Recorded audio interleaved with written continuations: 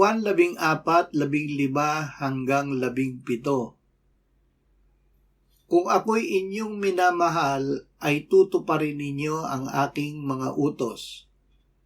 At hihingin ko sa Ama, at kayo'y bibigyan niya ng isa pang mga aliw, upang makasama ninyo siya magpakailanman.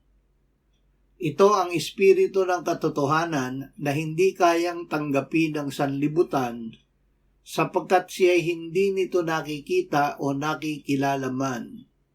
Siya'y nakikilala ninyo sapagkat siya'y nananatiling kasama ninyo at siya ay mapapa sa inyo.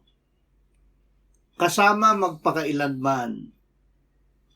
Kasama natin na sumasampalataya sa Panginoong Hesus ang mga aliw, ang espiritu ng katotohanan, magpakailanman.